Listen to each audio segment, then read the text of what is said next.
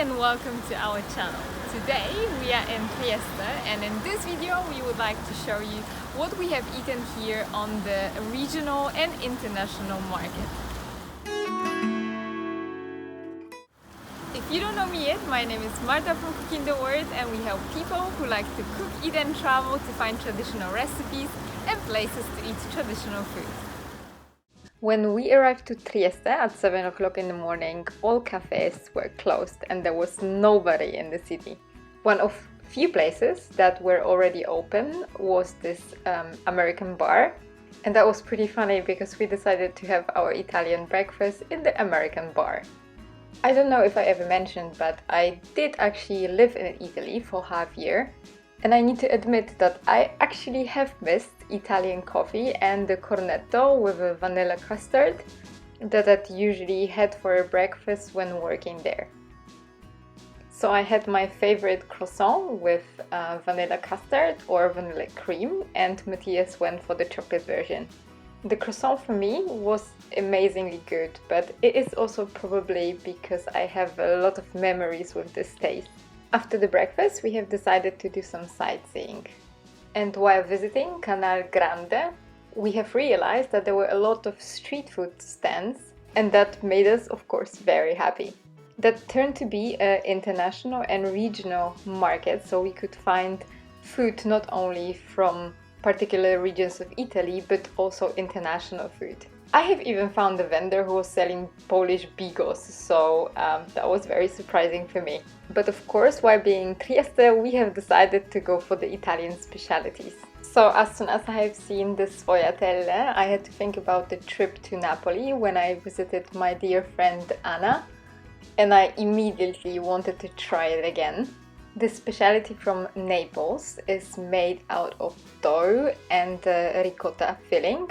And as you can see, it's got very pretty crust on the top. The dough is very crispy and flaky, and the filling inside is very creamy.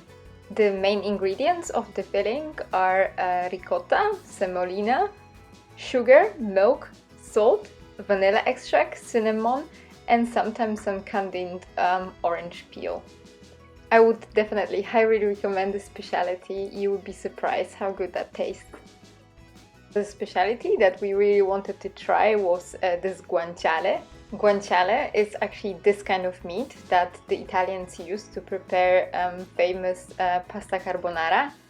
We tend to substitute guanciale with a normal bacon, but it's definitely not the same thing. So guanciale is a meat that is normally prepared from the pork jowl or cheeks. The meat is cured for 3 weeks. Therefore, it's pretty strong in flavor, but its texture is very delicate. While frying on the pan, the fat obviously melts, and that gives carbonara this special taste. At the beginning of the market, we have seen this Ligurian vendor, and Liguria is one of the most beautiful places in Italy.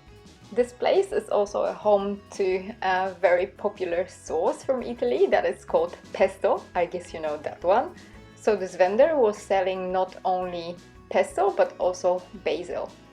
They also had this kind of bread that was called Testarolo, and this bread is usually served with pesto. I regret that we haven't tried it, so please don't make the same mistake. And the final food that we have decided to go for were Panzeroti and Arancini.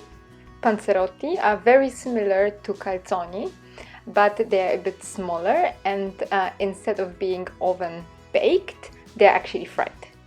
Matthias went for panzerotto that was filled with mozzarella and ham. The dough surprised us a lot because instead of being hard and crispy, it was actually very soft. I need to tell you that this panzerotto was actually highlight of our trip.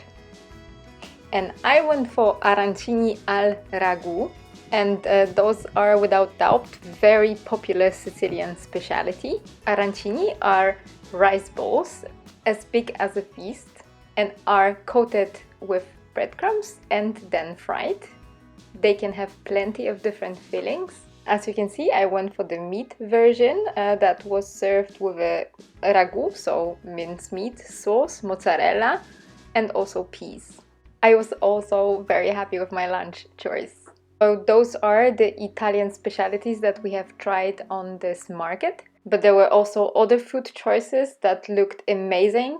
And overall, I would say that was a great culinary experience. Next week, we will be showing you specialties that we have eaten in Salzburg. And until then, happy week, everyone!